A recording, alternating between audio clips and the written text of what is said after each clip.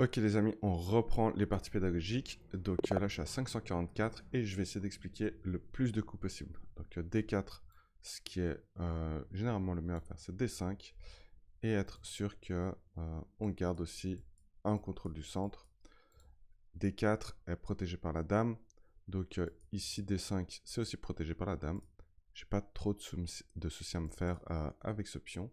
Du coup je vais simplement développer mon fou avant de venir bloquer ici euh, son accès à l'échiquier. Pour l'instant, on va continuer à développer. Je rajoute une couche de protection sur D5. Et donc mon adversaire ici a aussi l'intention de sortir son... En fait, c'est presque un système de Londres ce qu'il est en train de faire, sauf qu'il aurait dû sortir ce pion-là. Moi, je vais continuer à libérer des cases pour mes pièces. Le prochain coup ici. Ok, c'est très agressif comme coup, mais pour l'instant ça ne menace rien. Je vais continuer mon développement à moi.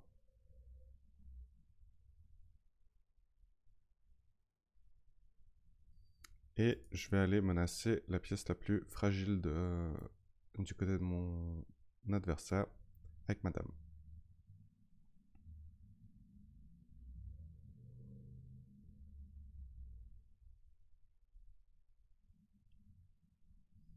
Ok, mon adversaire a choisi la pire façon de me protéger.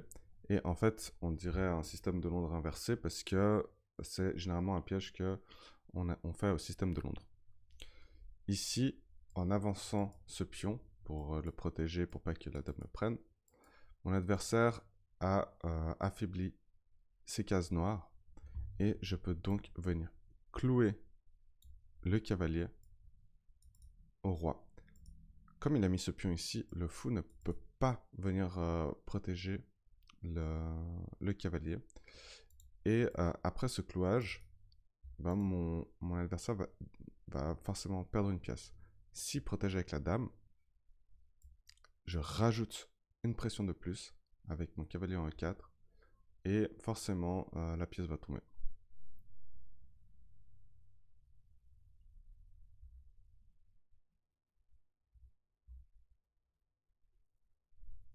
Bonjour Néandertal, comment ça va? Hello Chess Sub-Zero.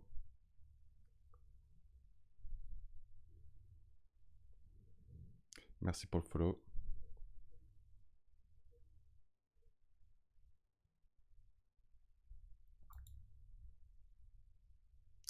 Ici, il réfléchit, il se rend compte que il s'est mis dans une position très très fâcheuse et il décide simplement de sacrifier du coup son cavalier.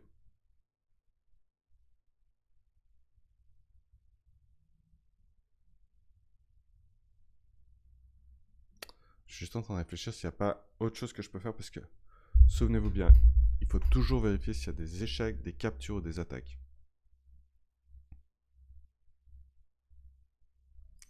Alors, dans ma variation, ce que j'aurais voulu pouvoir faire, c'est donner un échec ici, qui vienne là, et que je puisse faire une enfilade de son roi et sa dame. Il y a deux problèmes à ça. Le premier, c'est que le cavalier protège, et le deuxième, c'est que la dame est en prise par le fou.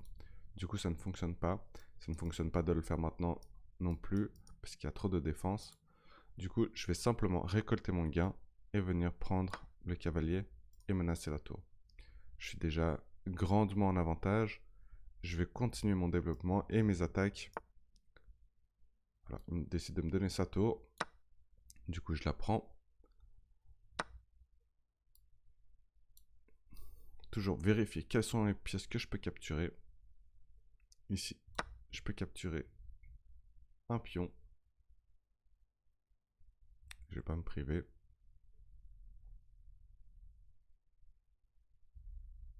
Là, j'ai un avantage considérable de une tour et un pion de plus.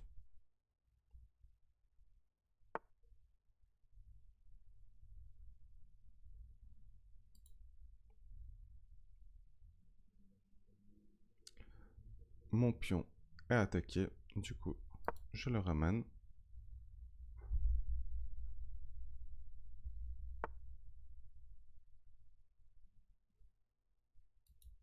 Il est attaqué une fois de plus. Du coup, je le ramène une fois de plus.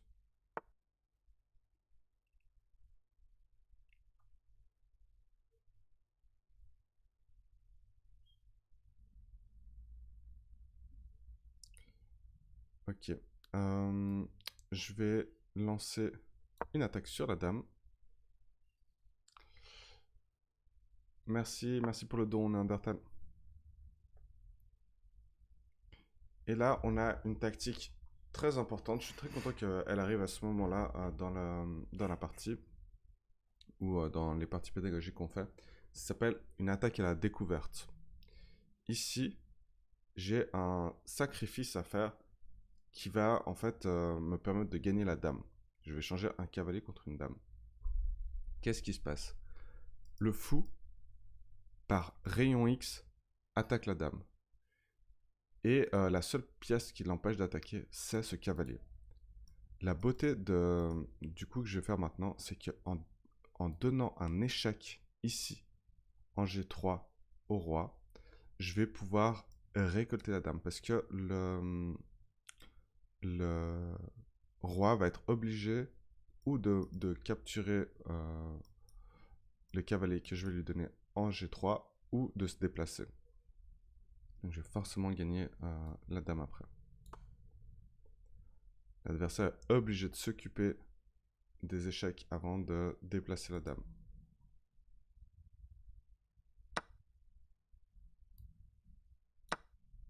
Bravo à tous ceux qui l'avaient vu dans le chat.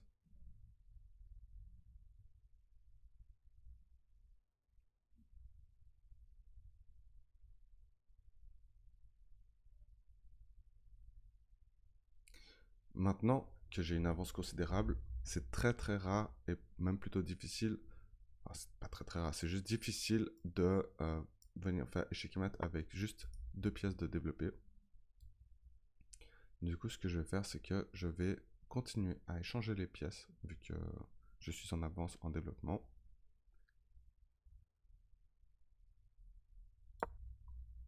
Là, je propose un échange des fous pour finalement développer les 3 pièces là qui sont en train de dormir ici, ici à l'arrière. Hop, on échange. Mon adversaire ne devrait pas échanger, devrait garder le plus possible les pièces sur l'échiquier. Et on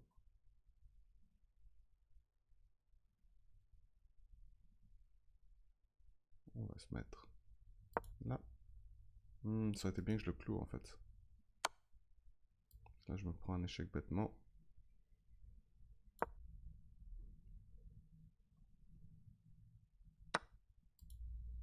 Hop.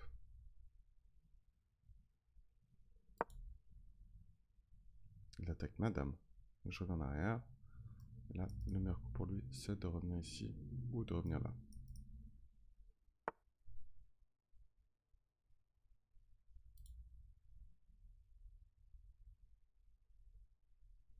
Ce cavalier est très important en ce moment parce que il empêche l'adversaire de faire une fourchette au roi-dame.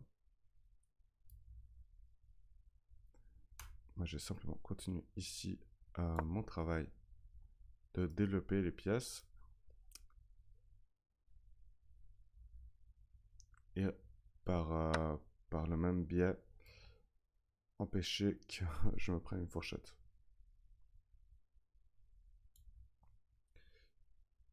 Ok, on continue avec les mêmes idées.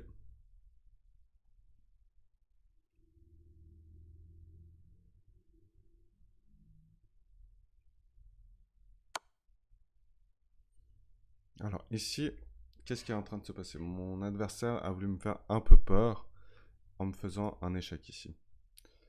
Le truc c'est que si moi je le mange avec ma tour, ce que je vais faire, il va récupérer du cavalier et je vais gagner son cavalier aussi. Du coup, je vais gagner un fou et un cavalier pour une tour.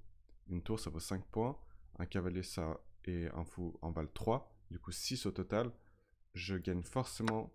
Et en plus, mon adversaire ne devrait pas faire ça parce qu'on n'est pas dans on n'est pas dans un moment où on devrait échanger. Maintenant, je me retrouve avec une dame, une tour et un cavalier contre une tour. Ces pions il n'a pas une belle structure de pion, son roi est aussi au centre. Je suis dans une position écrasante contre mon adversaire. Donc je vais finir mon développement, ramener d'autres pièces en plus et voir comment aller le mater le plus vite possible. La dame toute seule, c'est très difficile de la faire mater. Du coup, je vais ramener un cavalier. Avec un cavalier, la dame fonctionne très bien. On va voir qu'est-ce que je peux faire. Ici, je vais juste voir si quelque chose marche. Je vois que mon cavalier, il est en pole position pour aller attaquer la tour. Ce que j'aimerais, c'est qu'il fasse une fourchette. Du coup, je vais juste voir si, en donnant un échec ici, mon adversaire va mettre son roi sur une de ces deux cases. Pour que je puisse faire la fourchette. Alors, il n'est pas tombé dedans. Tant mieux pour lui. Par contre, ça commence à se corser parce que je peux venir donner des échecs beaucoup plus présents. Vous voyez comme la dame, elle fonctionne bien avec le cavalier. Ici, je peux menacer la tour. Et je peux me lancer une infiltration maintenant que le cavalier est posté là. Mon adversaire sacrifie sa tour. Il n'a pas vu. Et je pense que je vais le faire.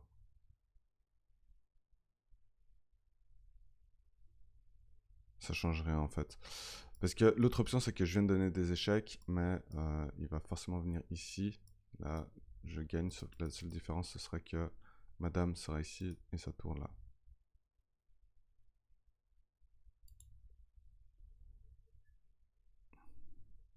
Ça change rien. À moins que échec ici. Il faut voir tous les échecs qui sont possibles. Donc là, j'ai un échec. Mon adversaire est obligé de venir ou ici, ou ici, ou ici. On va voir jusqu'où ça va l'emmener. Je vais pas prendre un tour maintenant.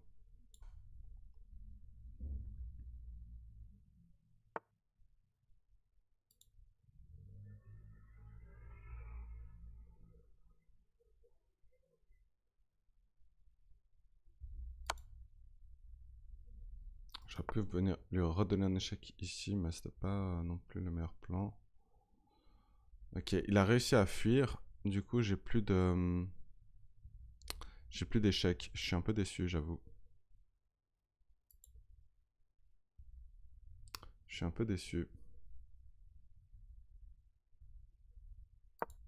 Je pensais que mon cavalier et madame allaient mieux travailler ensemble, mais je trouve pas les solutions.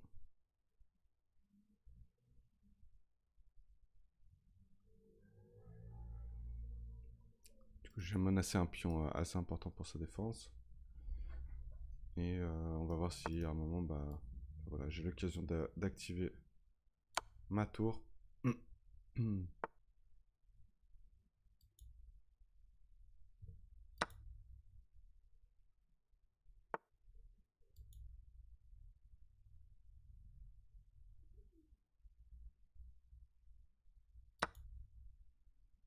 Je prends ce qu'il y a à prendre.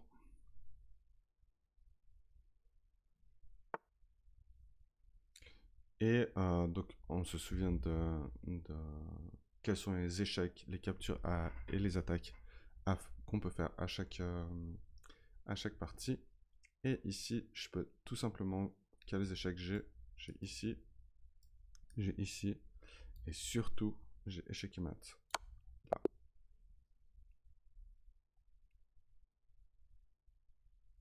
Ok, on va voir si j'aurais pu jouer mieux que ça. Qu'est-ce que dit l'ordinateur? On analyse.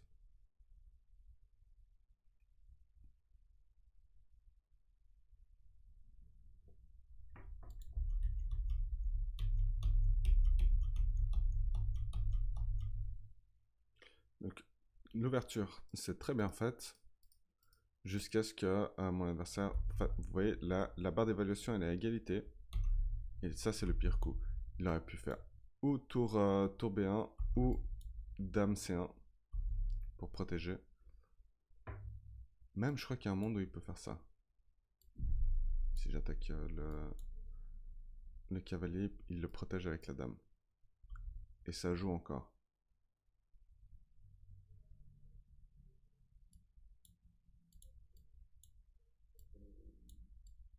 Ça joue. Ça se fait. Mais la pire option possible, c'est d'avancer ce pion-là. Il me donne sa tour. Je prends le pion.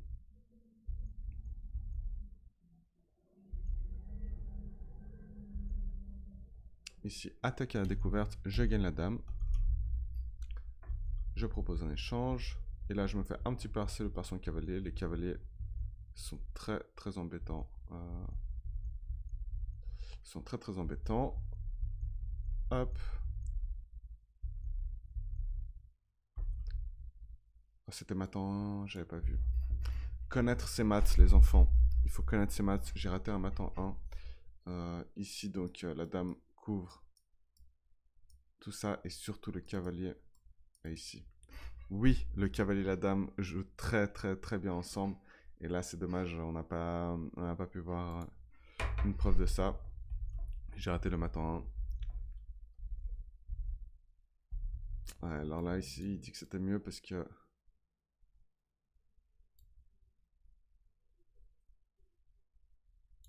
Voilà.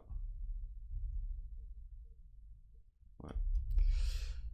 Ben, moi, je voulais essayer, voir s'il avait fait une erreur, mais il n'a pas fait d'erreur du tout. À part venir par ici, évidemment. Voilà. Ok. Ok, partie suivante.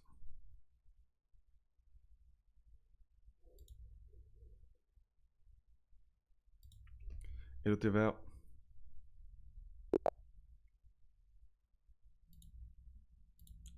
On va commencer avec E4. Ok, alors il décide de sacrifier un pion pour faire une scandinave. Je vais accepter gentiment. Et je vais pouvoir développer en attaquant la dame. Il avance sa dame, du coup je continue à l'attaquer avec mon cavalier. Maintenant j'ai 2 pièces développées, et lui il a que sa dame de développer, qui n'est pas vraiment une pièce que tu as envie d'avoir en ouverture de développer.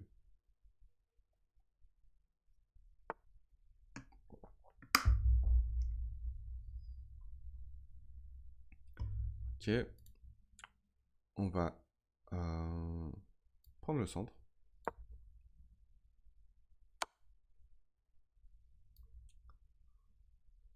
On continue à développer en profitant de la situation, donc c'est un échec, c'est pas grave. On va juste mettre le cavalier, le fou là, pour bloquer l'échec. Donc on se souvient, quand on est en échec, il y a 3 façons de parer les échecs. C'est ou en capturant la pièce qui nous fait un échec, ou en déplaçant le roi, ou en la troisième option, qui est ce que je viens de faire ici, en interposant l'échec avec une autre pièce.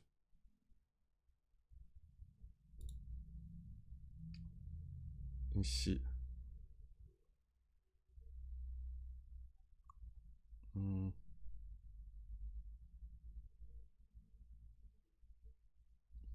va pas rentrer dans les tactiques, on va juste faire un développement normal. Du coup, je vais juste sortir mon fou ici. Et j'avais d'autres attaques à faire, j'avais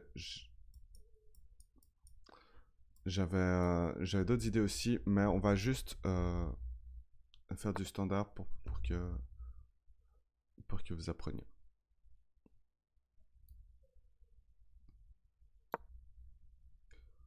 On sort la dame. Et maintenant, mon roi peut roquer des 2 côtés. Quand généralement on met un fou ici, c'est quand on avance pardon, B6, généralement c'est qu'on a envie de mettre le fou en fianchetto ici. C'est-à-dire que normalement il va les roquer du côté dame.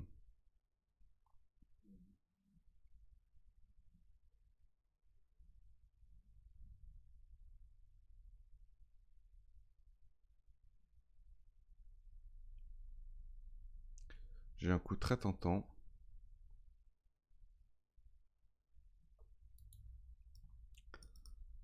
c'est ce coup de fou ici. Pourquoi? Alors j'ai dit que j'allais pas rentrer dans les tactiques. Mais il faut juste calculer un tout petit peu. Les pions ici, ils veulent... ce pion ici, en fait, il veut avancer, faire une fourchette. Ok. Du coup, qu'est-ce qui m'empêche de faire une fourchette? C'est que lorsque j'avance, le cavalier prend, dame prend, et c'est fini. Mais, si je cloue ce cavalier au roi, je libère l'accès à la dame. Alors lui, comme il va être cloué, il va continuer avec son plan et ramener son fou en B7. Et là, je vais pouvoir avancer ici.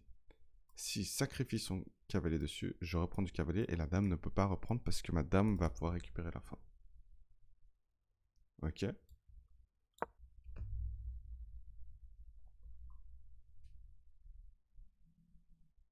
Les meilleurs coups qu'il peut faire, mon adversaire, c'est ou revenir avec son cavalier en arrière, ou de mettre le fou ici. Voilà, exactement.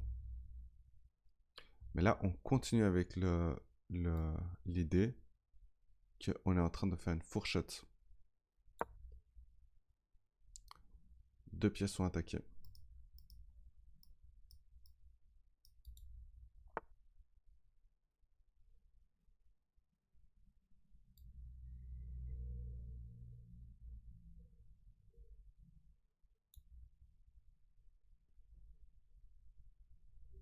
Comme je suis en avantage matériel maintenant que je vais gagner une pièce, je décide d'échanger mon fou contre son fou.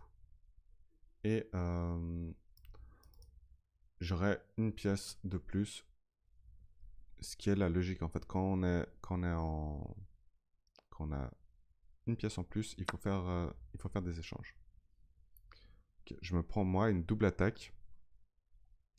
Donc cavalier, mon cavalier est attaqué et ma tour est attaquée également. Mais mon adversaire a oublié que je peux manger sa tour à lui. Ce que je vais faire simplement, il faut rester calme dans ce genre de situation, c'est un coup que j'avais pas prévu, j'étais occupé à voir ce qui se passait ici. C'est que je vais simplement roquer. Et si il décide de prendre le cavalier,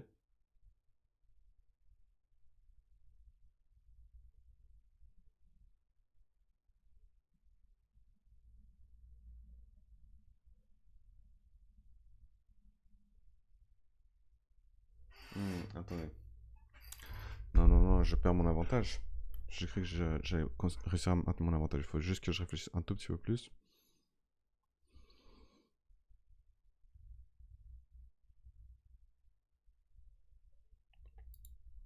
Ok, on va retourner aux bases qui est si une pièce est attaquée, comment est-ce qu'on peut attaquer une pièce encore plus qui a encore plus de valeur qu'elle?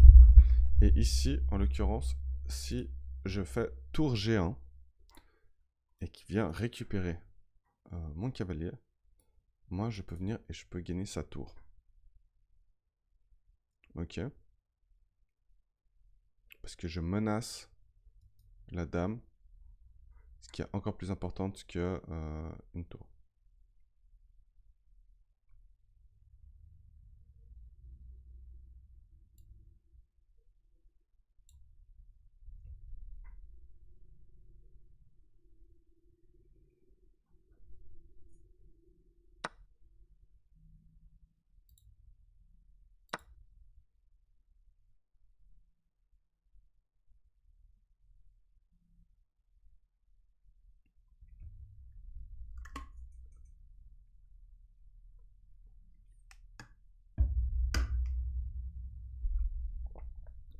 Alors, pourquoi est-ce que j'ai pas fait échec avant?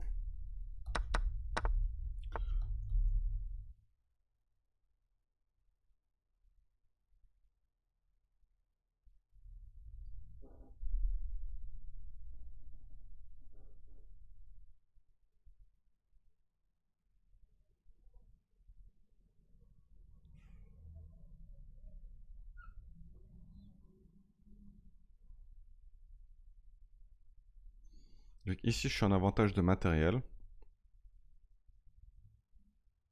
J'ai donc proposé un échange de dames. Pourquoi est-ce que tout à l'heure, j'ai pas fait un échec intermédiaire ici? Si j'avais fait échec intermédiaire, ok, c'était un très mauvais choix ici parce que il pensait que j'allais reprendre la dame, mais en fait, je peux reprendre du fou. Bon, cette partie va vite être finie et je vais pouvoir expliquer la situation. Hop.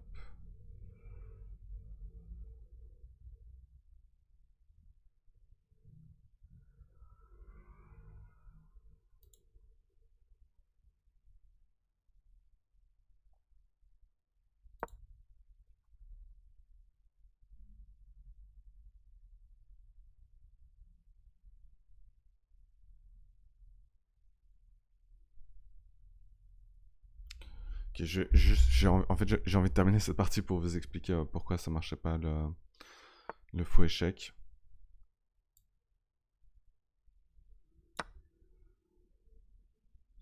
En passant, je vous en parle après aussi. Ok.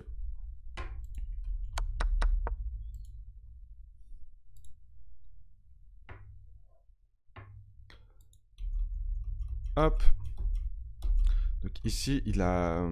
D'accord, c'est une ouverture qui est assez populaire, la Scandinave, de sacrifier un pion. Mais il y a deux options. Avancer ici, c'est un très mauvais coup parce que je continue moi mon développement. Et ça va pas du tout. Une option, c'est de venir en A5 et après libérer une case pour revenir en arrière. Parce que la dame se fait de toute façon attaquer. Ou de revenir directement avec la dame.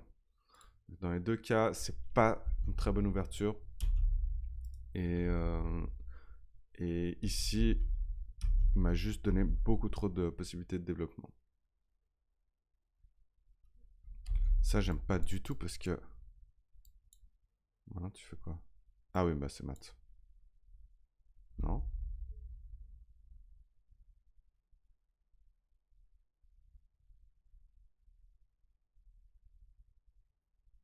Fou C4.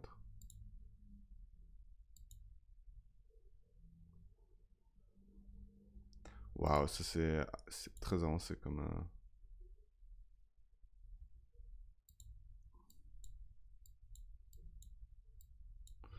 Ok. Ah non, c'est Dame des 5. Quoi? Non, cavalier des 5. Purée, l'ordinateur il me parle, mais je... Ok, il fallait revenir en arrière après.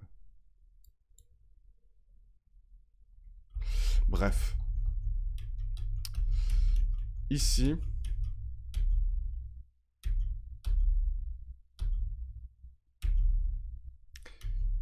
Ici, attaquer la dame est bien plus important que de juste faire un échec intermédiaire.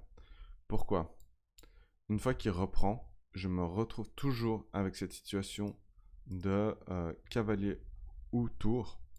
Et si je décide d'attaquer maintenant, et ben maintenant, c'est mon adversaire qui gagne. Parce qu'il a récupéré la pièce qu'il avait en plus. Donc ici, en faisant un coup intermédiaire, et ben, je pouvais aller gagner la tour. Et si j'allais chercher la tour, évidemment, d'abord, voilà, ça marche pas du tout. Ben, je perds 2 tours contre une.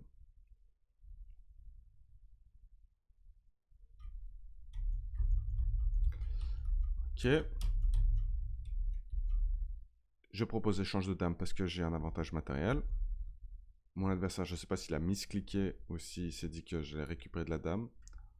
Mais il n'a pas vu ou qu'il n'a pas vu le fou. Et là, mes intentions étaient très claires. Je voulais sacrifier ici pour qu'il prenne avec le fou et que j'aille donner échec et mat. Et en même temps, j'ai attaqué à découverte ici. Là, il m'a donné la possibilité de... Pourquoi est-ce que j'ai pas pris simplement? Ok, j'ai halluciné. Mais du coup, ici, j'ai eu un mat avec les deux fous assez joli. Le roi ne peut pas sortir. Et il se fait mater au milieu de l'échiquier. J'espère que ça vous a plu. N'hésitez pas à laisser un commentaire.